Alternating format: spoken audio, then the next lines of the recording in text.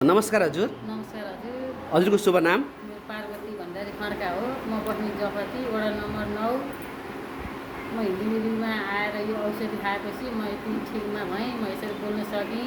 मलाई यति तागत आयो, यति मलाई हिँड्न यति भयो। अहिले म अब खेतबारीमा गएर म घाँस लिएर आउँछु, काट्छु। मलाई अहिले राति रिन्डा लाग्दैन थियो, हजुरको 2 वर्ष भएको थियो। अहिले मलाई रिन्डा लाग्छ, खाना रुच्छ, मलाई एकदम राम्रो छ यो लिली। मलाई हजुरलाई के समस्या थियो? मलाई घडा दुख्ने घोडा दुख्ने समस्या थियो? घडा दुख्ने, हजुरको त्यो पिसाब लागिरहने, त्यो रिन्डा नपाएपछि पिसाब लाग्ने, त्यो औषधि खाएर त्यो ठिक भयो। हजुरको यो जोर्नी जम्मै दुख्थ्यो, त्यो पनि ठिक भयो मलाई। हजुरले डक्टर हस्पिटल चेक गराउनु भएन? गरेँ, चेक गराउँथेँ। 1500 लाग्छ सित्दैन मैले। त्यसलाई यो दुईटालाई सुई हाल्दाखेरि मेरो 20,000 40,000 लाग्यो। तपाईँको खुट्टा काटेर फ्याँक्नुपर्छ भन्नुभयो उहाँ काठमाडौँमा उसमा हस्पिटलमा। अनि त्यसो भनेर मेरो बुढोले पनि अब तेरो खुट्टा काट्नुपर्छ अरे, के गरी खान्छस् भनेर भन्नुभयो।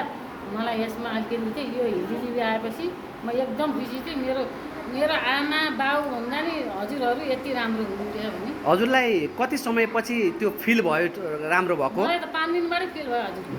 मलाई 5 दिनबाट फिल भएपछि अनि मैले सबैलाई अनि यस्तो भयो, मलाई यस्तो भयो, मलाई खुट्टा दुख्न अलि यस्तो भयो भनेर मैले भनेँ।